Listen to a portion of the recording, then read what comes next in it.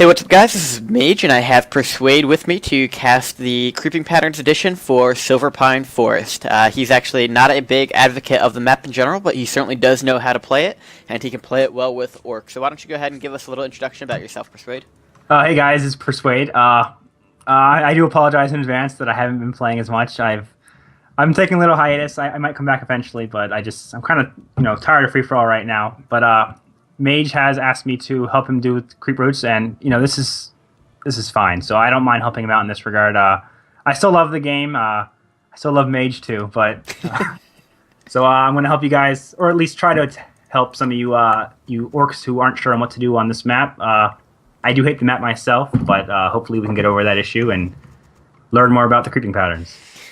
So why don't you go ahead and tell us a little bit about how you view the map as an Orc player, what are some of the overall strengths and some of the overall weaknesses as an Orc player on it? This map it's pretty luck based on the items, in my opinion. I feel you can be very anti-orc or it can be very orc favored depending on what the red drops are on the map, and what comes up in the tavern. I think Spell Shield is very good against Hex, so it does allow some hero combos that might not normally work. It might let them kind of shine on this map. I do feel that it does help them as well as kind of mitigate the effectiveness of Hex Stomp. But Silence is also a godly item on this map. It's an okay map for all races, I think.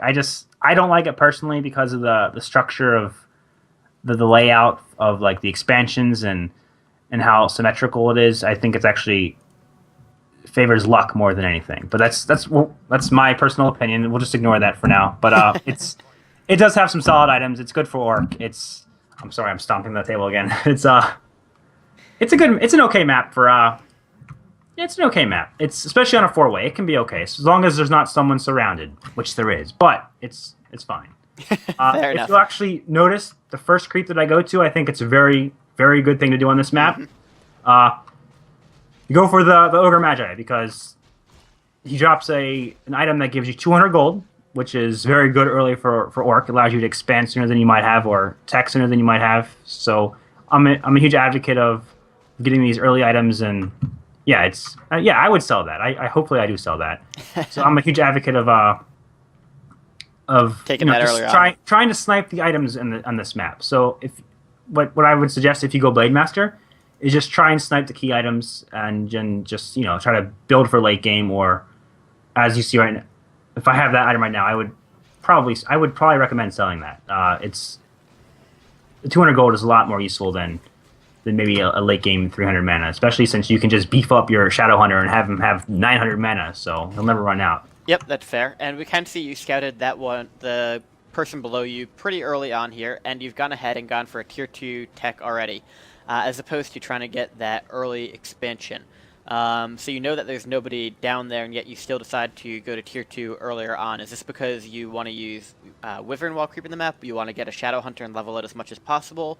What's the thought process behind that? I don't like Wyverns on this map for creeping. Most of the map will probably be gone by the time you get Wyverns, especially versus good players, which everyone here should be. I did it again. I know Renault and Toyota are pretty good at creeping the map efficiently, so I don't think Wyverns will be fast enough to be able to get some good drops in this map. I did expand first because I want to get my hero out ASAP. I don't know. I mentioned this in the other cast, but I'm a huge advocate of getting Shadow Hunter out as soon as possible. That way I can start taking early skirmishes or creeping the bigger the bigger camps that normally I would be able to. And makes sense. And did you see you go ahead and get an expansion here? Yeah, I felt a little safe taking this because the players in the map are pretty passive, especially Renault and Steppen. So I noticed that I wasn't surrounded, and that so I took this expansion right here. Especially, it's good if you take the expansion away from you first because you can drain it faster, and then it's good to always make sure your natural has the most amount of gold, especially later in the game. So you want to drain the outside expos as soon as possible, basically. Yep, and I know that we had talked at one point, and you mentioned if somebody ever asked you to split one of these spots, for instance, the natural and the red, you should always go for the natural because it'll go up sooner. You don't have to worry about it being taken down, and several other reasons. So why don't you give me the more detailed explanation as to why you would do that. Well, on this map, it's small, so you're not going to be hoarding as much as you might on another map. So I think getting that early expansion on the yellow camp just provides so much of an advantage over the red one because you'll have it like 5, 6, maybe 7 minutes sooner than the other one. We'll go over that in a second. So I just think that securing more, if you have such an advantage over taking that expo over the other ones that it can basically win or lose you. It can basically just win you the game outright or at least your 1-versus-1 skirmish because you'll have such a large gold lead. That's what I believe. Yep, that makes sense. And we'll go ahead and talk about you creepjacking Renault there. A lot of people are willing to suicide somebody over that, or at least threaten to suicide somebody over that. Renault actually himself is infamous for that. So how did you feel like you'd be immune from that? In fact, Renault is going to go ahead and hit you here. I expected to hit me because I did something really, really dickish. But, I mean, I think it's worth it because, you gotta just, you just gotta show you just gotta dominate him by showing him that you're the man, right? So, well, it doesn't help that you got a plus 12 claws out of that. Yeah, I mean, it's it was a red creep. It's tempting. I was actually originally just going for the shredder. The shredder. I forgot what it's called for a second. And I noticed it there, and I'm like, it's a risk. I mean, you get a red camp, you get a red item, you get a lot of experience. You're sure you piss him off, but I mean, Renault's probably has 3 archers. He's most likely not going to rush me, and he doesn't go lower armies. So at best, he's just gonna, if he does rush me, he's just gonna go mass Chimes and rush me. So I just make sure that I have a few minutes to prepare myself. So I felt safe doing it to him. Whereas if it was someone else that I know might like Sexy, I wouldn't do that to, probably because he would rush me with a lower army. Mm-hmm. And the fact that was my first expansion right there, and if that went down, I would pretty much lose the game in a 1-versus-1 scenario because it's closer to him. He would knock it out of the way, and I probably wouldn't have an expansion to defend a rush. So, I mean, you get, like in most scenarios, you have to know the player you're playing against. Is what I would say. Makes sense. But if this is just a random free-for-all game, you're a blade master. You want all the items. You want all the creeps. So just be greedy is what I recommend. Okay. And I believe that the items from the Ogre Lords on the natural spawn points have better items on that. Oh, yes. They have the best items. They have the spell shield. They have the gem of health. They have the silence, which can make or break a fight. Mm-hmm. And as you see right here, Shadow Hunter and Blade Master is all you need. I did make one other thing I would recommend is hexing the key creeps. Like there, I did the Ogre Magi to prevent him from bloodlusting everything. That way. Yep. That way, you just want to get rid of the big creep as fast as possible. Now, it's fine if I lose my stuff here. I got the item. They're just grunts. They're not going to be in your army composition later. So this might hurt me in the short run, especially if he decides to rush me. I got the creep out of the way. I got the camp, so I felt safe there.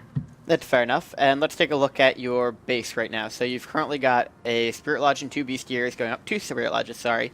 And you are just about to hit Fortress as well. So presumably the Spirit Lodges are coming up before the Bestiaries because you want to get started on teching for your casters? Yeah, the orc casters take a while to tech. I also want to make sure I get a... where is it? Oh, I'm probably doing it bad. But you should always get a doctor out first, the witch doctor, because he spawns with the ability to lay wards. So that's probably the first thing you want to do as orc. It's probably bad of me for not doing that. I do have wards around the map, so did I? No, you got them on your Shadow Hunter. Maybe that's why. And your Blade Master.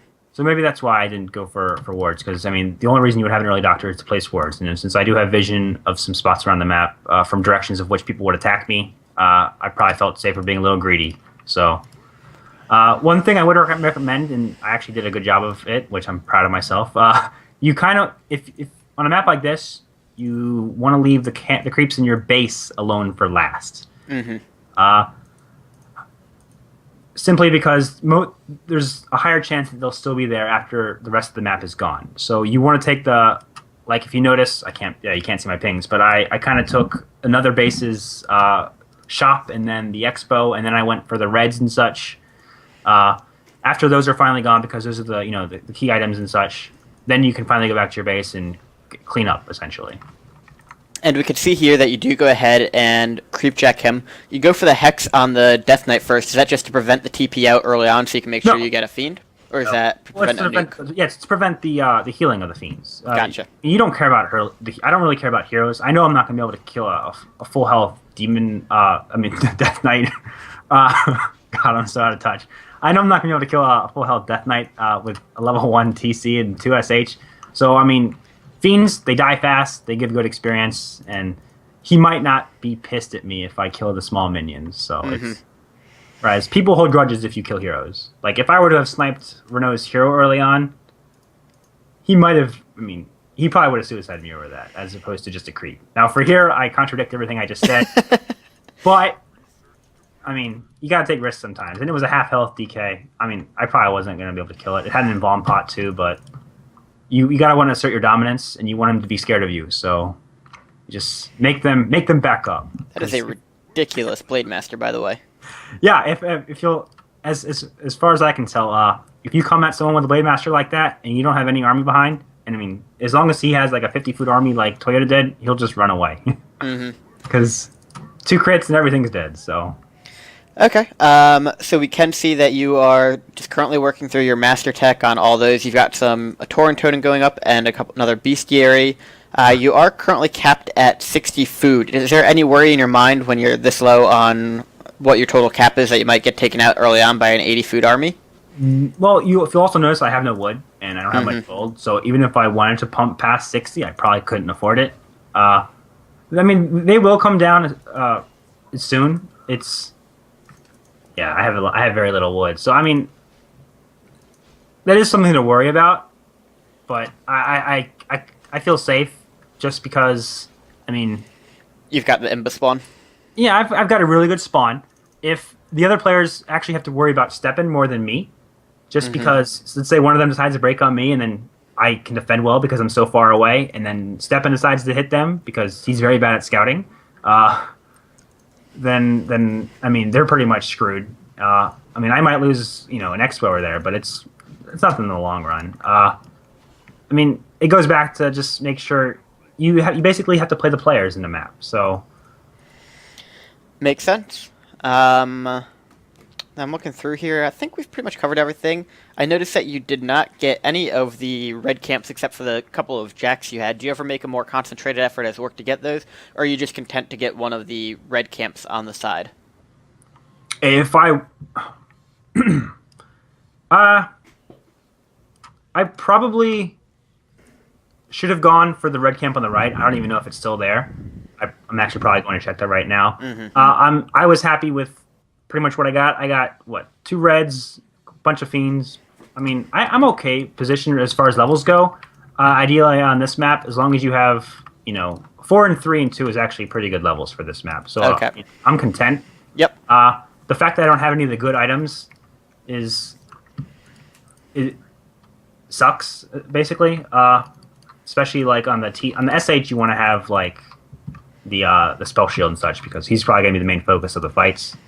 So I mean, if I don't get it, I should be warding the marketplaces and just watching them every once in a while because someone else might snatch them if I don't. And due to how they respawn the items, they might not have more than 1 per game, basically, because it's it's just complete luck. So I should be scouting better.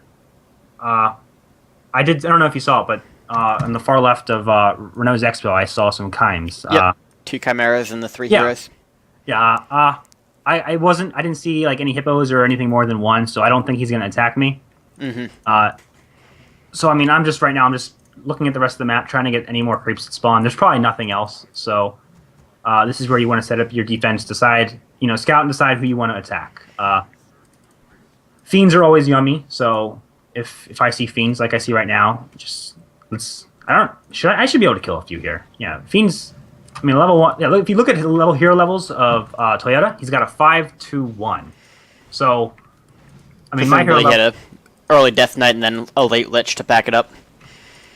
Well, what he did was I got 2 fiends, so I'm satisfied there. What you should do is Undead, which is probably what he did, is you get a lot of fiends early on because you can take the big camps very fast with fiends and Death Knight.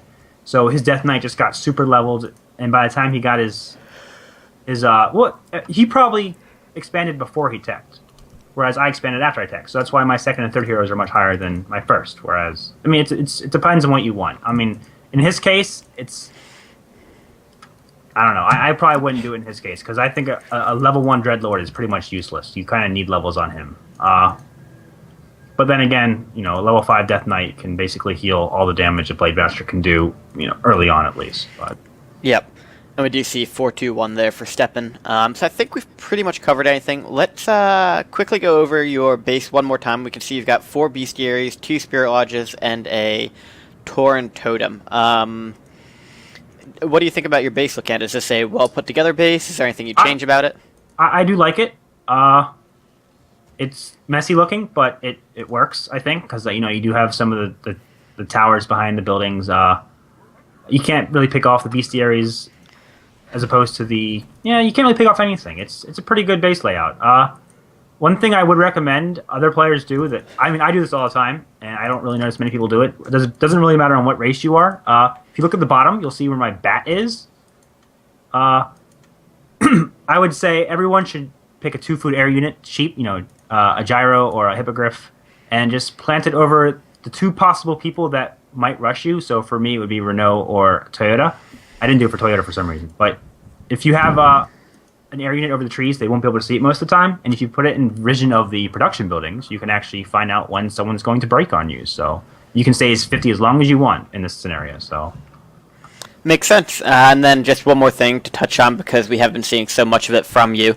You have pretty much gone indiscriminately towards anybody that you can hit just to get a little bit of free experience here.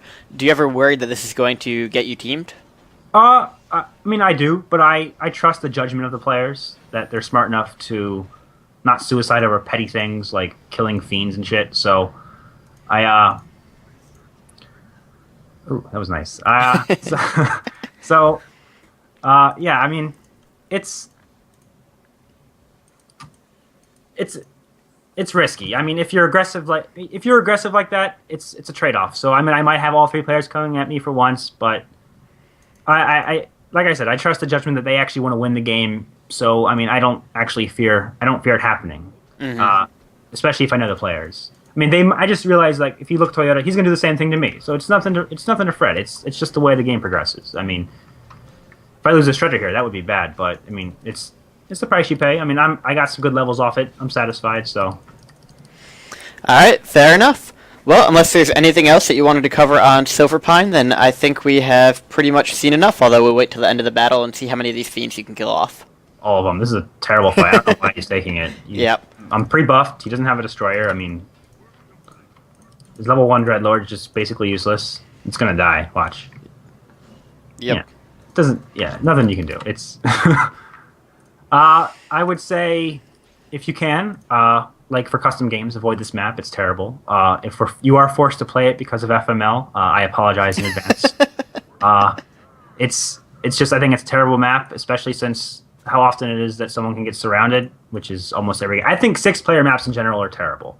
This isn't as bad as Monsoon, but it's especially with if there were no if Silence wasn't on this map, it might be a little better. I just think it's an extremely luck-based map. That's my opinion. Fair enough. Well, thank you very much for joining me today, Persuade. This was Persuade with Creeping Patterns on Silverpine Forest as an Orc player. Make sure to tune in. We'll have more of him playing Orc, giving us his insight into other maps, as well as a bunch of people from other races. So, without further ado, thank you very much, Persuade. Thank you for having me. Yep, and we'll be back soon.